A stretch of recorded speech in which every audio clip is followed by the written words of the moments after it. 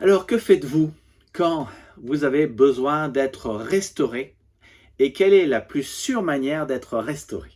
Eh bien, j'aimerais vous dire que lorsque je perds la vision de Dieu pour ma vie, lorsque je ne sais plus quel en est le sens, lorsque je ne vois plus, que je ne sais plus, que je n'ai plus de courage, que je n'ai plus de force, que je n'ai plus d'entrain, lorsque mon âme est desséchée, lorsque je traverse un désert, lorsque je suis sans force, sans énergie, sans courage, lorsque je suis insatisfait, frustré, critiqué dans l'épreuve, lorsqu'au fond de moi ne se trouve plus rien, lorsque la destruction est là, la guerre, les débris, lorsque les autres m'ont fait du mal et m'ont blessé profondément, lorsque je me suis blessé moi-même parce que je me suis mis dans de sales draps, lorsque j'ai besoin d'être restauré, d'être renouvelé, de reprendre des forces, d'être relevé, lorsqu'à prime abord, il n'y a pas de solution, que ce soit pour moi ou pour ma famille, que faire pour aller mieux?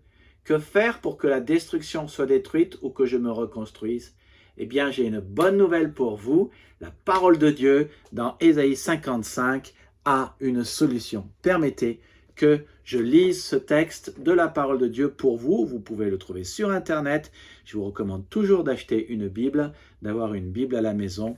Voici ce que je lis. Vous tous qui avez soif, venez aux eaux, même celui qui n'a pas d'argent. Venez acheter, manger. Venez acheter du vin et du lait sans argent et sans rien payer. Pourquoi pesez-vous de l'argent pour ce qui ne nourrit pas? Pourquoi travaillez-vous pour ce qui ne rassasie pas? Écoutez-moi donc et vous mangerez ce qui est bon, et votre âme se délectera de mes succulents. Prêtez l'oreille, venez à moi, écoutez, et votre âme vivra. Je traiterai avec vous une alliance éternelle pour rendre durables mes faveurs envers David. Voici, je l'ai établi comme témoin auprès des peuples, comme chef et dominateur des peuples. Voici, tu appelleras des nations que tu ne connais pas, et les nations qui ne te connaissent pas accourront vers toi à cause de l'Éternel, ton Dieu, du Saint d'Israël qui te glorifie. Cherchez l'Éternel pendant qu'il se trouve. Invoquez-le tandis qu'il est prêt.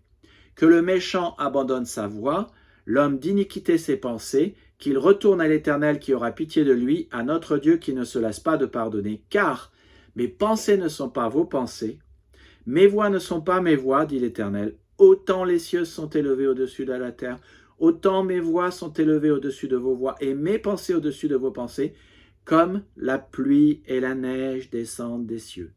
Et n'y retourne pas sans avoir arrosé, fécondé la terre, fait germer les plantes, sans avoir donné de la semence au semeur et du pain à celui qui mange. Ainsi en est-il de ma parole qui sort de ma bouche. Elle ne retourne pas à moi sans effet, sans avoir exécuté ma volonté et accompli mes desseins. Oui, vous sortirez avec joie et vous serez conduits en paix. Les montagnes et les collines éclateront d'allégresse devant vous, et tous les arbres de la campagne battront des mains. Au lieu de l'épine s'élèvera le cyprès, au lieu de la ronce croîtra le myrte. Ce sera pour l'Éternel une gloire, un monument perpétuel et impérissable. Il s'agissait d'Ésaïe 55.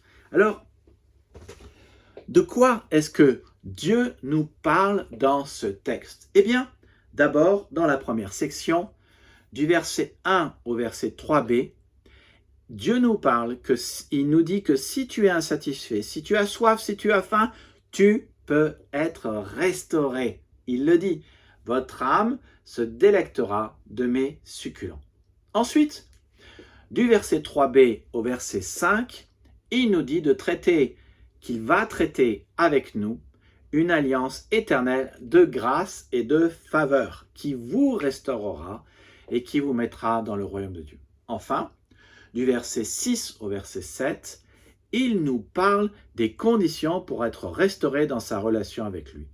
Et des versets 8 à 11, il nous parle de sa logique et de sa puissance restauratrice pour faire son œuvre dans votre vie, ce qui implique d'abandonner nos pensées et nos pratiques. Et enfin, dans les versets 12 à 13, il nous parle de la géographie et de la faune, de la plénitude qu'il mettra en vous pour que votre joie et votre paix soient parfaites. Alors, il y a 5 sections, versets 1 à 3b, verset 3b à 5, versets 6 à 7, versets 8 à 11 et versets 12 à 13. Ça peut paraître complexe.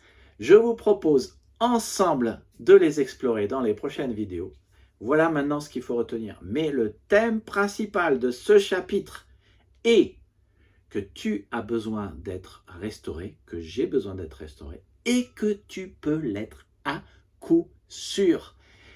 Il te parle de ce que tu as besoin, de ce que j'ai besoin de faire pour être restauré à coup sûr. Alors, maintenant, voyons, qu'est-ce que je dois faire pour être restauré complètement et restauré à coup sûr? Eh bien pour ça, rejoignez-nous dimanche à unenouvelle-église.fr au parking de l'allée Nicéphore-Niepce à Torcy, ou alors abonnez-vous pour écouter la prochaine vidéo et likez cette vidéo. Que Dieu vous bénisse, ça va être super. Alors accrochez-vous, mettez la ceinture parce que ce texte est vraiment un texte qui va vous bénir et vous donner des forces et du courage. Que Dieu vous bénisse, à bientôt.